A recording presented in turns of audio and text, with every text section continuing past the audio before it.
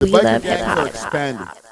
Namely, the Satan's Choice gang has been expanding. There has been footage of them in Alberta, especially out west. They're saying in Alberta and different places like that, where they're gaining numbers. And I've been following this story.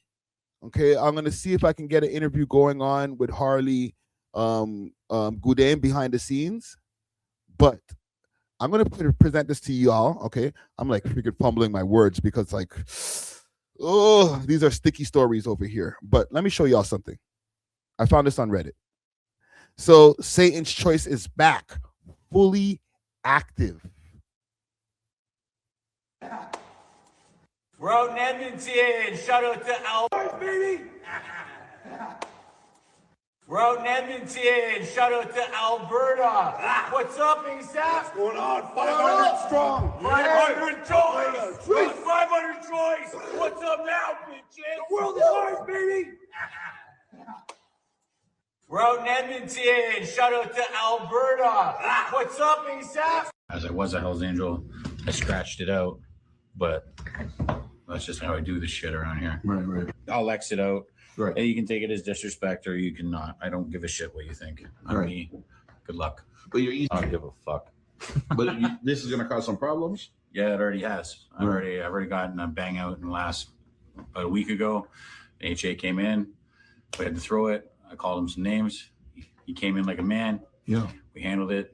He didn't do so well, but at least he showed up. So I gave him credit. Easy to find. Everyone I'm very knows. easy to find. I tell you where I am every day. Right. No worries at all. I don't give two shits. Hold up! Hold up! Getting I'm still a soldier, gray and white, we moving boulders. I thought I told you, put a pin, Northern Alberta, finally quick with no bullshit. Always rolling with a full clip. These DTs are some other shit. Made them move and I got there quick. You'll never no shit. I think these are like native gangs out there. Don't gas these waste suits. They do not know on this. Hold on. Let me read this here. Don't gas these waste suits. They do not know. They know not to do this on range with niggas. That's why the government purposely sets up for niggas to be separate. Interesting. I have no response to that comment, but that's an interesting comment. At the cover fleet, see me rolling back to back when I'm in the street. Always took the trial, I ain't copy, please. If you're looking for some real, who's this? You can talk to me. When we pull up, yeah, we shut the whole block down. When we show up, yeah, we shut the whole shop down. This is like an Edmonton rapper. Yeah, we got it locked down. My brother's still 23 and locked out. G-code in my bones. Yeah, I can't stop now. My diamonds like a romance. Try and take a chain from me. Yo, it's not bad. It's not bad.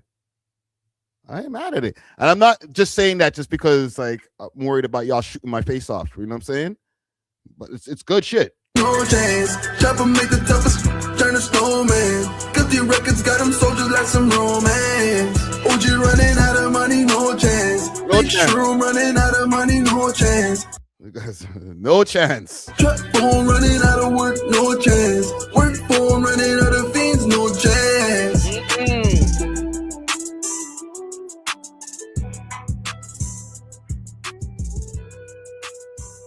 Yo, listen, obviously I'm not here to pick any sides because like these guys are in constant competition or war with the Hells Angels, but like their expansion, it goes beyond just even like the gangs itself, right? Like you got rappers, like obviously rappers and stuff like that.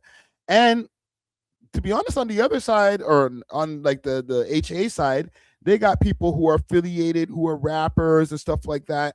Okay, it's not no secret. Like when you see guys like Mercules and different people that there's a lot of HA around them. You know what I'm saying? I was watching an interview, or I saw an interview clip that I was watching earlier, and maybe we can watch a little bit more of it over here with y'all. With an interview with Satan's Choice motorcycle boss or motorcycle club boss, Harley G. Okay. This is just from a day ago also. This is on the Original Gangsters news channel. All right, let me pull it up over here. let's go over this interview here. Let's see what they got to say, because this is a brand new interview, and with this expansion that's been going on out west, maybe we can get a little bit more information about what's going on through this interview. And this guy does great work over there at Original Gangster News. Original Gangsters News with Scott Bernstein. Welcome to the Original Gangsters News Network and podcast. I am your host, Scott Bernstein. I am very happy to bring into the show for his second appearance, the Crown Prince turned the King, Harley Gwindon of the Satan's Choice Motorcycle Club, the guy that has relaunched it, took his dad's iconic empire and breathed new life into it about a year ago. We checked in with him about 6 months ago about the start of it, and now we're almost at the year anniversary, and we wanted to have Harley G come in and tell us what's going on. There's a lot to discuss. So Harley G, thank you so much for coming on. No worries. So kind of, I know if we just want to kind of address the elephant in the room right off the bat, you can talk about as much as or as little as you want, but a close friend of yours, R.I.P. Squalls, was killed last month in Woodbridge on his mother's porch. It's the first murder of a Satan's Choice motorcycle clubber since you guys relaunched in the summer of 25. They just made an arrest. See, this is educating me right now, because I didn't realize that this was a relaunch. I thought they were here the whole time, but them relaunching in 2025 is actually news to me. I haven't really been looking into it until now, so learn something new. In the last couple of days, whatever you can or cannot say about it. I know there was a big turnout for the funeral. You guys laid him to rest with a lot of honor and respect. So whatever you want to say, just say it, I guess. Yeah, that was not a biker thing, and people are always going to think that I'm lying to stop the chitter chatter. I've never known a Hell's Angel that was on a submarine heist project, et cetera, et cetera. Okay, so let's just leave that there. Yeah, that was my bro. We're in the Angels together for a long time, and he left to be with a girl, and I left for my reasons, and we bucked up, and we're Oshawa. So, well, again, R.I.P. to Squalls, and I hope that you saw this, and if you didn't, I'll let you know. I mean, when I did a podcast about it, right when it happened, I was quick to say, like, listen, there's what it looks like, and then there are, very there were other things at play. I knew that there had been some type of situation in his parents' neighborhood or his mom's neighborhood. He's choosing his words very wisely. That he was actually going to court for in the days leading, in the days after he was shot to death. And I said that very well could have been the reason for it. And I don't know if it is or if it isn't, but you're saying it's not, a biker world related. So I guess I'll leave it at that. But we were here at the OG. We wanted everyone to know, just wait for everything to play out before we start making assumptions. Yeah, I'm not one to even speak on someone else's case, so I gotta watch how I talk about that. But from what I'm told, he wasn't even the target. So okay, so listen, I know I cover a lot of Toronto rap, but when we get into stuff like this, like, a lot of words can't be said. There's a lot of cases that are open. Like, it gets very, very sticky. So these interviews are, even just to have them happen, are far and few in between. There was, just to give people that might be tuning in this, because we're an American, a U.S. based pod, for people that might not know exactly what this scenario is. Harley Gwindon, Satan's Choice Motorcycle Club, we said before, relaunched in the summer of 25, but had been at one point in Canada, it was the preeminent 1% club that was led by your father, Bernie the Frog, just a legend's legend, the first ever true Canadian biker boss. He was the blueprint. Interesting. He built the empire, and then because of circumstances that were really kind of beyond his control, in order to keep just the lights on, he kind of had to do a patch over with the Hells Angels after resisting that for about 30 years. You guys all became Hells Angels in 2000. You ended up joining up with the Hells Angels, helping start some chapter in Ontario and Oshawa, where you guys are from. So, and listen, just even to give a little bit of context, if I could, I know there was a point in time when the Hells Angels took over a lot of different gangs from Ontario all the way to BC. You know what I'm saying?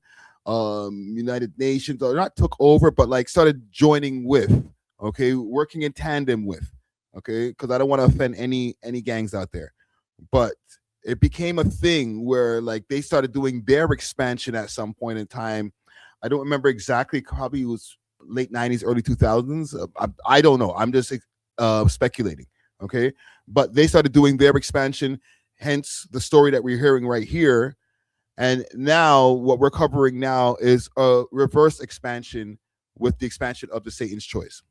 Your dad's still alive, but is, kind of just living out, his retirement years, and I'm sure doesn't want to be involved in any drama or anything like that. But you're a disruptor, and when you when you do big things, you got a lot of haters. And over the last, from when we spoke to you last, or let's say just from when you launched in July or August of 25 to when we talked to you in the fall, you guys were moving at a rapid clip. And I think you still have been, and you're now international. You got clubs in Canada, all over the US now, and other parts of the world. And that was ruffling some feathers. Since then, there's been some issues in your neck of the woods back in the winter. How do you kind of sum up the last 11 months? I mean, I'm sure it's been a whirlwind. And just sorry to interrupt this, just to give some more context. This is what I'm here for.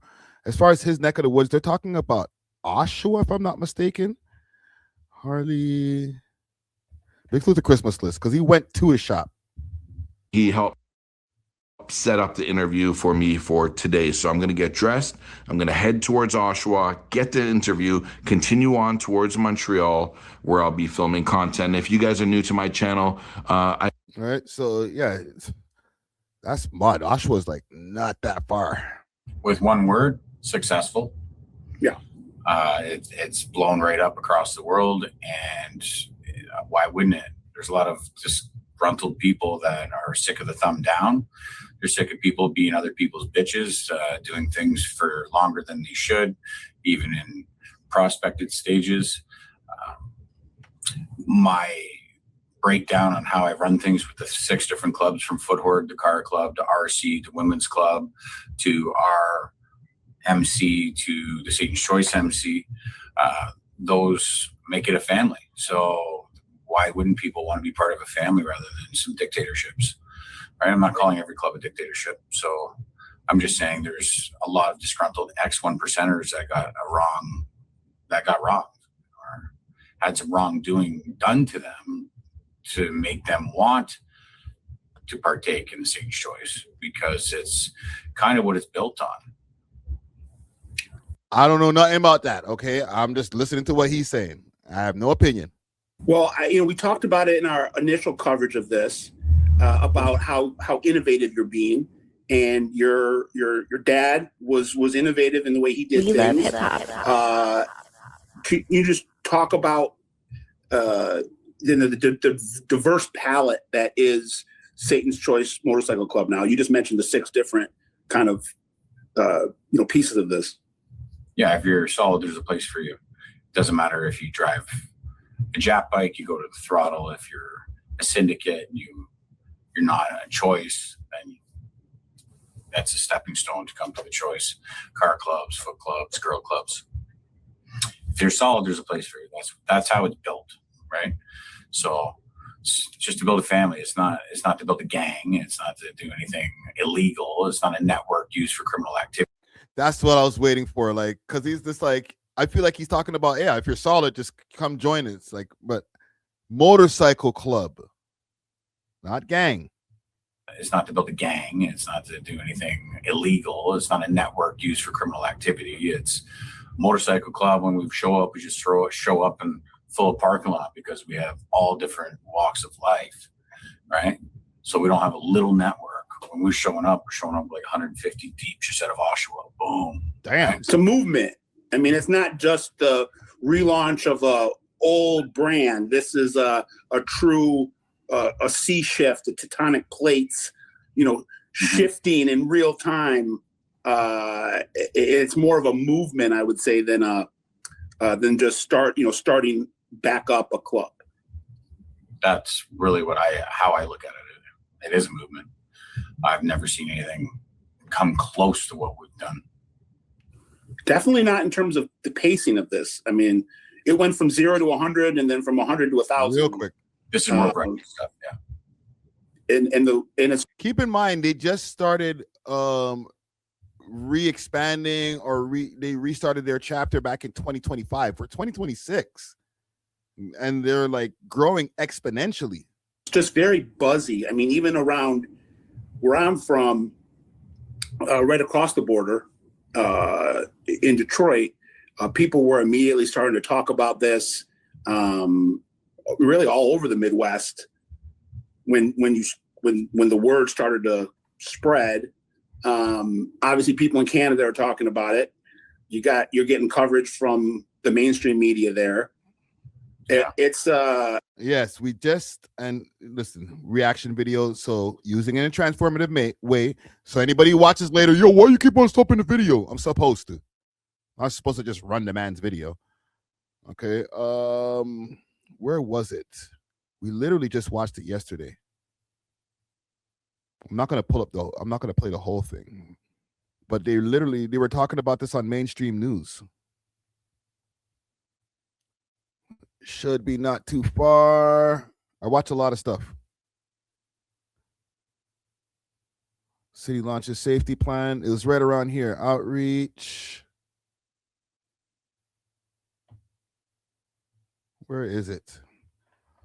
Biker. Right here. Outlaw biker gangs in era of rapid recruitment in Ontario. Rapid recruitment in Ontario. We're in a suburban neighborhood near in the last 10 months in rapid growth. But because it's so fluid, it's hard to monitor. We love hip What hop. I can say is the Saints Choice do have a presence as of this month in Windsor, Essex County. Police say Hell's Angels are the most prominent biker gang in the area, but there's room for several players. Southwestern Ontario. All right. So from 2025 to now, rapid expansion.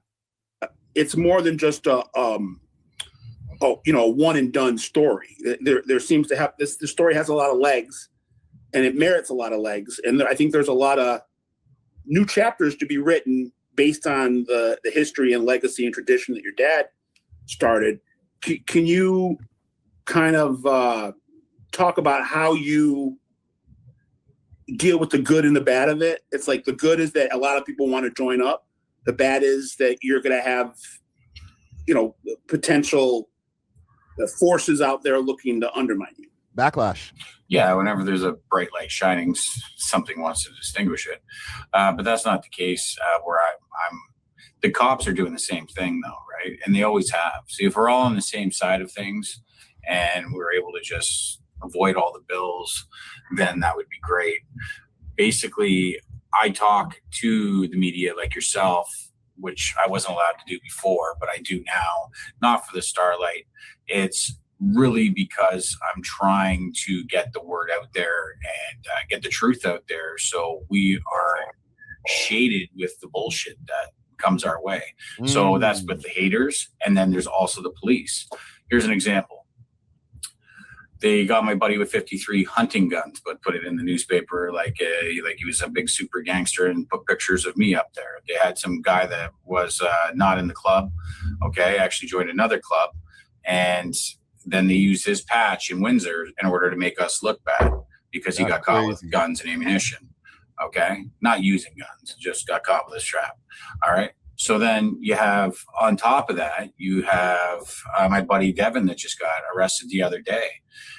Devin confiscated BB guns from his son because he didn't want him playing with BB guns. And then they put it in the newspaper that he got caught with guns and drugs. Meanwhile, it was workout stuff that he got caught with, but planted him out and went on to CBC, right? That he's a drug dealer with a gun. Meanwhile, it's a fake gun and they weren't drugs. He got caught with 20 grams of mushrooms, which was perfect. Wow. They're painting some pictures over here. Personal and deemed personal. And then just because he was a supporter, but they had, like, he was a friend of mine, so an associate. So when you have all these things going on, they're doing the news and the media outlets are exploiting me in order to sell newspapers and to make money because it's a story, right? But they're fear mongering the public. So these are reasons why I'm getting on here. Okay. So the same thing that's happened to all the clubs, the main clubs that have been slammed and couldn't defend themselves. I don't want to be deemed an OC. So I'm really just trying to stop the bullshit before I get deemed that, because I'm not trying to go down that road. I'm trying to get my teams all over the world to do good community work, be able to travel, just be rock stars. You know what I'm saying? I'm not trying to get out there and push dope and use my networks like they're insinuating that we are. So I'm trying to cut down the media bullshit so that it doesn't get out of hand. And as you can see, all over actual full real national TV, national newspapers, 99% of it so far has been complete bullshit. Well, we go right to the source, and we also will always acknowledge when we got something wrong. And I know unfortunately, I was one of the early people that kind of over sensationalized what was going on back in the winter, and I pulled it back. And I kind of learned. You're always learning as a He probably got a freaking DM or a phone call like, "Yo, motherfucker, you got this wrong. Fix that." News reporter, or in this day and age where you want to be first, but you got to be accurate. So I can acknowledge that there were some things that might have looked like some things that weren't some things, and we might have got a little ahead of ourselves. We wanted to go right to you. You were having your own. I wasn't. Having your own issues. There was these shootings and fire bombings that were going on that really had nothing to do with the Hells Angels, but a lot of people were jumping to conclusions. And like you said, Harley G, Satan's Choice, Hells Angels, they move product. And I mean it in the sense of the media. they move newspapers, they get clicks, they get traffic. And you got to be careful or you're going to get swept up in it. And I'm talking about, us at the OG as well as anyone that's in the middle of it, living it in real time. So we all kind of have to check ourselves. Low-key, I'm getting Uber Eats in the background right here. Sure. And just like I was saying before about, there's all this attention and it can be, some of it's positive, some of it's negative. How do you stay level-headed in what you're doing? I mean, you seem like a very focused individual. I have no opportunity to drop the ball. I have to get up and grind every single day. I have dependents. I have the club, right? And I'm focused on the main goal here. The main goal is to win. So focus, it is man. what it is, right? I want to see if they get to the expansion. Not to interrupt you, Hardy. I want to hear about the expansion here. That's what was actually happening, and that's why sometimes the media can get carried away. It was a story that was filled with emotion, more than just the fact that there was two murders But you could just tell by reading the comments online and getting the vibe on social media that Squalls was very beloved and had there was a lot of people beyond the biker world that felt the impact of this, and it really went straight to their heart, and how much it hurt losing Squalls. I mean, and I didn't know him, but I've talked to a lot of people that did over the last couple of weeks, and it seemed like he had just endless friends and people that cared about him. He had a very decent funeral. One would wish to have something as big as his. As many people that cared about him. There was a lot of hurt in that funeral. I've seen a lot of funerals. That one was difficult even for me to watch. He wasn't a guy that was on the streets doing things that he shouldn't have done. He worked for Mercedes, I believe, and he's a normal Joe. So he was not a marker. Okay, there's nothing that anybody in a group would get out of doing. What's that term? A marker? Something like that to Pat, because Pat wasn't a guy that you would do something to that to. I'm the person that you'd get for something like that, right? And rightfully so. But him, no, that would be like a waste. So that doesn't make any sense. And then you tie in all the submarines and all the other stuff that were involved with his alleged killers that were tracked down. It doesn't add up. Wow. Let me just skip forward to the end over here, because if you guys want to go check out this interview, Satan's Choice motorcycle boss Harley G talks mission of his club, being anti-crime, and rapid growth and more. What talking kind of more macro than micro, what do you see in this kind of new age or new generation of people that are, let's say, adults that are getting into the biker club world in their mid to late 20s, 30s, early 40s? What's the biggest change, do you think, from the analog era, the pre-digital era? And for the people who might have a little bit more knowledge in the chat, and for the people in the comments later on, let me know what's the average age of somebody who gets recruited into a biker gang. It doesn't sound like it's something where like they get a bunch of YNs, like a bunch of really, really young people, and they probably do too. But it just sounds like people that are getting a little bit older and know what they want to do, who want to join into the motorcycle club, not biker gang, motorcycle clubs. Let me know.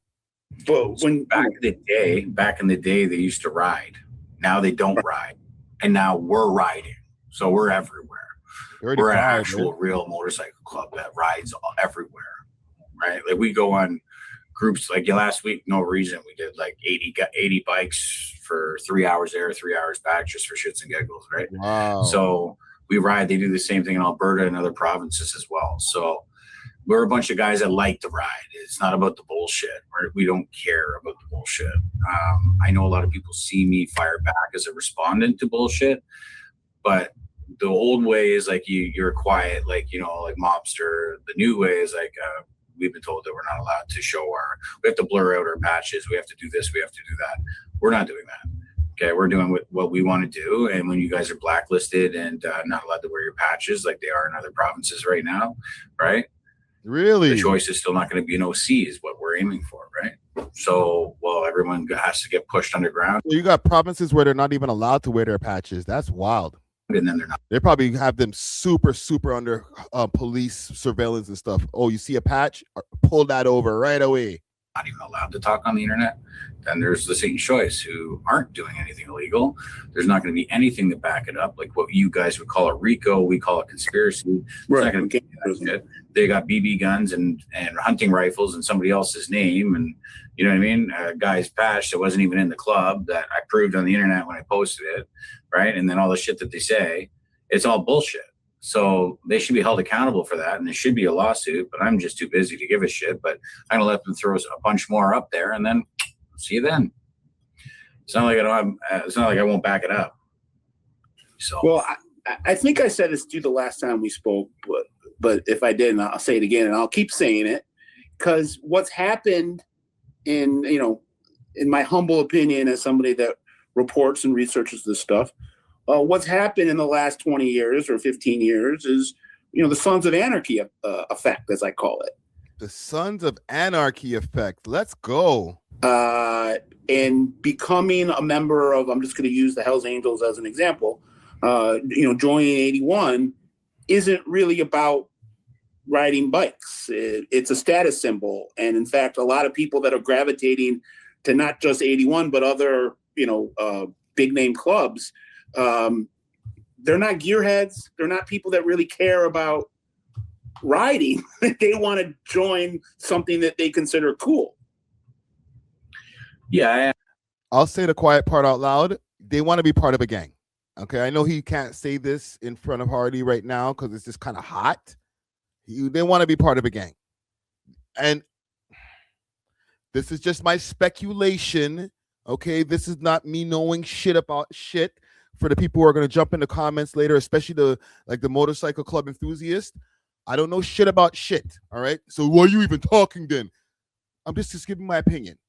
In my opinion, I feel like these are, if it is anybody who's like trying to do some gangster shit, and I see somebody say the age is like around 35, it's not somebody who's like some dumb gangster or whatever. Like, no, you're somebody who's trying to level up in what you're doing.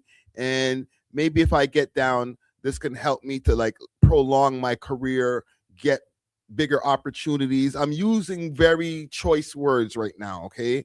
Prolong my opportunities and expand my reach in my occupation of what I do. Of what I do. I'll leave it there. Leave it there, Friday. Leave it there. Shut up. I understand what you're saying, but there's a lot of gearheads. There's a lot of good guys in the Angels that ride, right? I'm just saying, as a group, they don't get together like that. I was one for a long time, and like I like to ride. I do ride. I've been from one side of the country, which is like your LA to your New York, several times, like 15, 16 times, something like that, right? So like I love to ride. I go everywhere. I don't see that anywhere else. Not around here. Alberta, I think, maybe some BC brothers, they do too, because they can ride all year long in BC, but nothing like that over here. And everyone around here just loves to ride. So these guys just went for 20, 25 bike ride just now. You heard them leave. They're just going for a ride. They don't just ride to a Tim Hortons or park in a Tim Hortons and use that as their clubhouse. Like, it's pathetic. It's pathetic. This isn't about like going out and doing crime. Like, you just got off work, you want to ride your bike, right? It's blow off steam. Close and go. That's it. So I just want to be clear if there's anybody that might have misinterpreted. I'm not saying that people in 81 or people in Hells Angels don't want to ride. I'm more using clean it up, brother. Clean it up. I just want to be clear if there's anybody that might have misinterpreted. I'm not saying that people in 81 or people in Hells Angels don't want to ride. I'm more using Hells Angels as kind of the essential status symbol, and that people, after watching Sons of Anarchy or being exposed to what they considered something that they could gain clout from, they gravitate towards that more than what it kind of was fundamentally built for and about. What, if any, opinion do you have or knowledge do you have? I've been reporting about some stuff that's been going on in Winnipeg. If you want to talk about it, great. If not, that's fine too. But I really don't care. Okay. One's a Skinner Deli. He's a piece of shit. And salute to Harley. He's like, I don't give a fuck. I'm gonna talk about it. Let's go. Talk about it. He's a big mouth, and I've called him out. And the other one was a guy that I used to like that I found out that was a rat. I've even been to his house, and the paperwork's out of him. But they can talk their ways out of anything because they've been in the club for 20 plus years, and can get away with being hideouts in the joint and all the other shit that goes along with it. But I wasn't a hideout, guys, and I know all about you guys. So it is what it is, and you say what you want, but I know what time it is. So damn. Well, there were a lot of guys that left, like OGs that started 81 and they're now they're Los Bravos now. The real ones, yeah. And those are the ones that we have the olive branch with, and they were tired of their shit. Okay, they got done dirty, all right, and they got done dirty by some birds, and the rest of Winnipeg that wants to follow these birds can follow them, but we don't care, right? Everyone's glorified on the patch. Who cares, man? It's the person behind the patch. It's not the patch. So, damn. Yeah. Well, I appreciate all the time you've given me, Harley G, and our audience. I have another video. Yo, you guys want to check out a little bit of this video here? I'm gonna play the rest of this, just a little bit more of this interview in a second. But let me pull this up on the screen. Okay, it's the hardcore history of outlaw biker gangs. It's like from a year ago. It's only 10 minutes long, but I just want to see the beginning because I want to know how these guys even set up in the first place to be, because it's like a touchy territory between, hey, we're setting up, we want a biker club, like Harley's saying, we ride, we go across Canada, mans get together, they ride, and people thinking, no, this is a criminal organization, and the purpose of you guys linking up is so that you guys can freaking take over Canada. It's like it's a tough thing to say, to expand when the boy them are on your head top like that. You know what I'm saying? And I'm not saying whether they are or not doing any activity. I don't know. You know what I'm saying? I'm just saying it would be hard to expand something when the government and everybody deems them as a gang, and you guys are like, no, we're just riding, fam. They've been clamoring for you to come back and give the word. Before we wrap up, kind of give us a numbers update, where you're at now in terms of your chapters, and it's now next month will be a whole year. We started August 5th. Okay, right? So about 2 months with me, right? But I don't have permission by the world. Sure, I'm the founder, or the refounder, but that'd be breaching protocol, so to speak, talking club business. The other stuff is like me chirping and being a respondent to some shit talk, or like somebody lying on me, and then I just chirp them back, and people are like, "Oh, I can't believe you're taking this to the internet." Meanwhile, they took it to the internet. I'm the one defending myself against a bird that took it to the internet. You just don't like that I trumped you, and I won because I'm actually fighting properly. You're just a babbling idiot, right? But if I could give you the numbers and I was given permission, I would. But we're doing great. Would it be accurate to say that you're international? Beyond international, yeah. Right. I say beyond because we're further and farther than people think. We're not just in one continent over here and one continent over there. I believe we're in every continent. What's the secret? I gotta go back a little bit.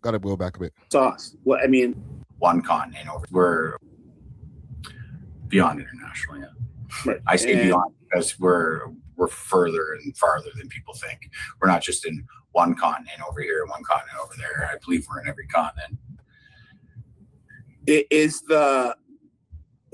What's the secret sauce? I know we kind of talked about this earlier, but what's got people most excited and wanting to jump on board to this vision that you have of the new Satan's Choice? If you had to diagnose it, it's the truth, right?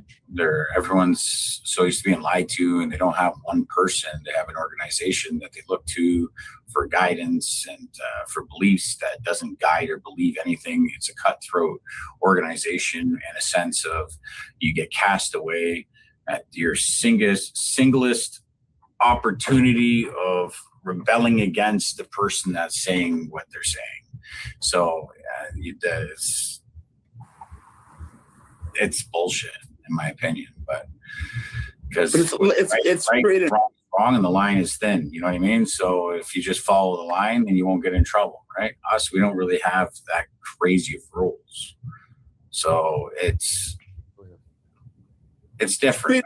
I can't bird them out, and I can't say what ours is at the same time because I'm trying to keep it cool, right? No, I understand. It's created an opening though that people are energized by.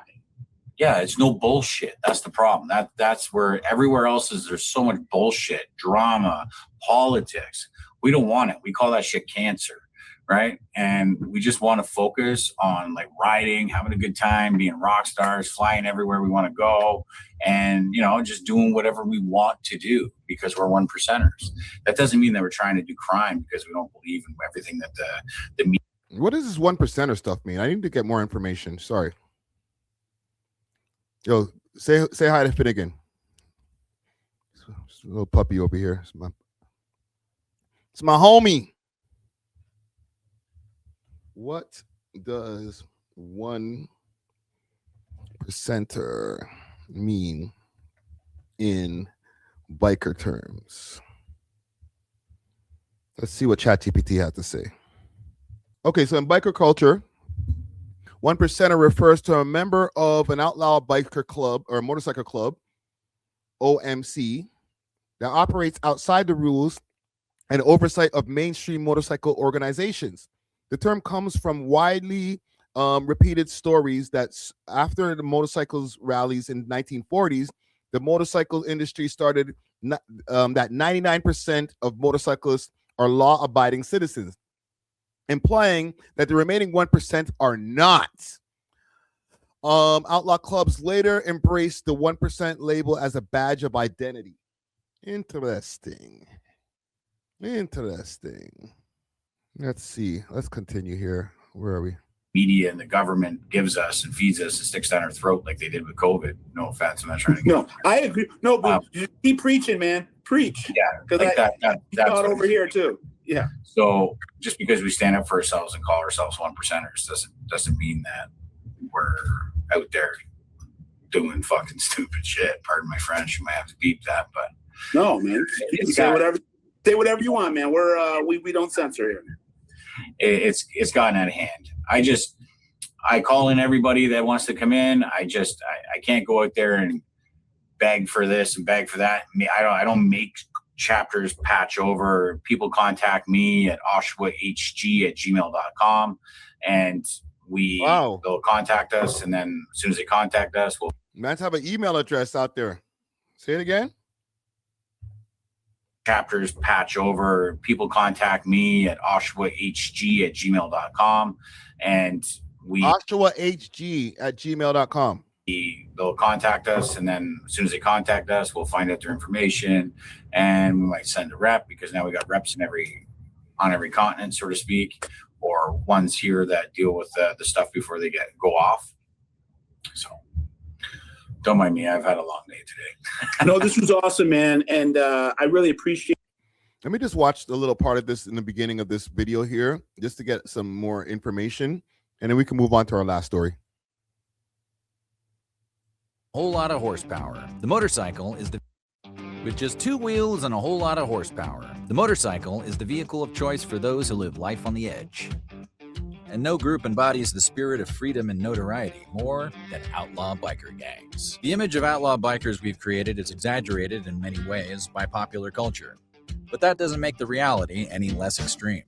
So, today we're covering the rough and tumble history of outlaw biker gangs. But before we get started, be sure to subscribe to the Weird History channel. After that, leave a comment below and let us know what other fringe groups you'd like to hear about. All right, outlaws, let's rev those engines. Let's rev those engines. In the United States, groups of motorcyclists began getting together to ride and race as early as 1901. Just 2 years later, legitimate motorcycle clubs formed, such as the Yonkers Motorcycle Club. That same year, the Federation of American Motorcyclists was founded in Brooklyn to protect, serve, and support bikers in a new era of high-speed races, countrywide tours, and ever-expanding roads. Membership to the FAM stated that any rider of good character could join for $1 per year. Present at a formative meeting for the FAM was George M. Hendy, president of the company Indian Motorcycle, that's motor without the R, as a nod to early American vehicles. At his first meetings, Hendy purportedly brought more than 100 That's an old school motorcycle. Holy, that looks crazy. individuals with him to join the Federation.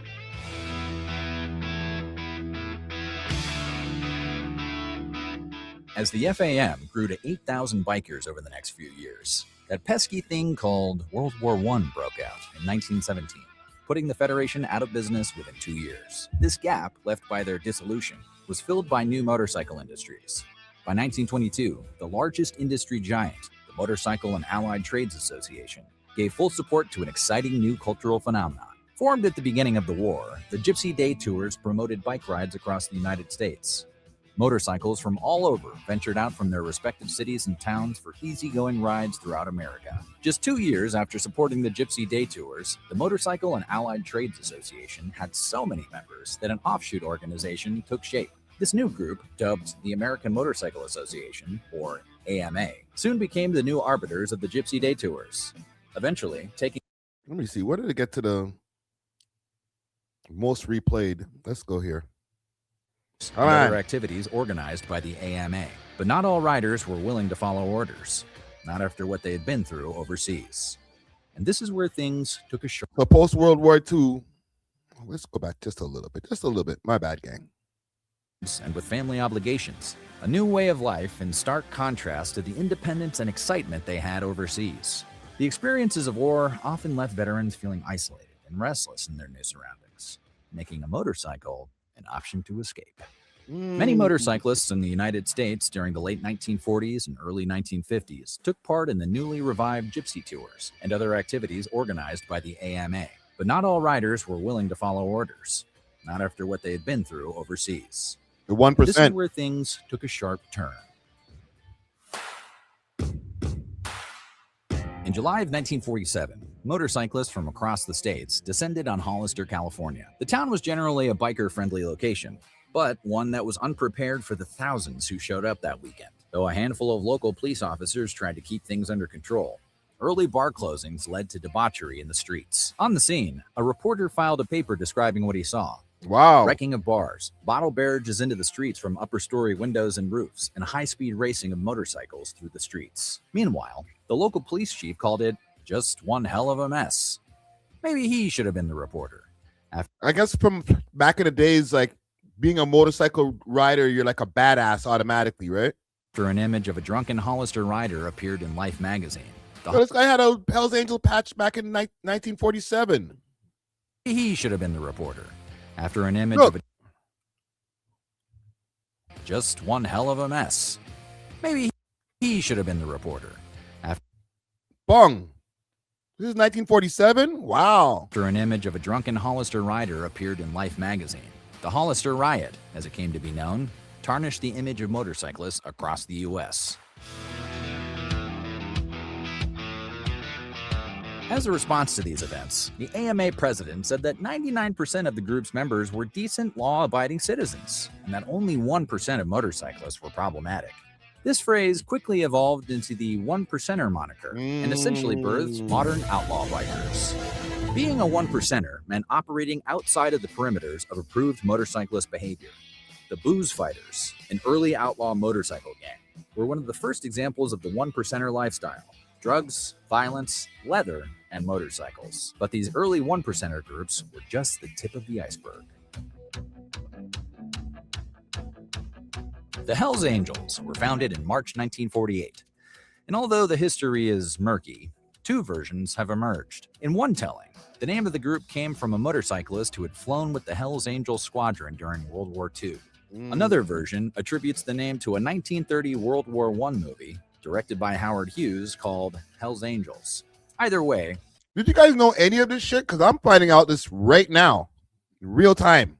War was clearly involved. According to future member of the Hells Angels, Ralph Sonny Barger, the mission of the club was to be a thorn in the AMA's ass.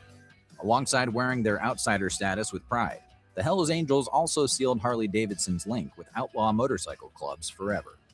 To customize their Harleys, Barger explained, "First, we would take the windshields off, then throw out the saddlebags and switch the big old ugly seat.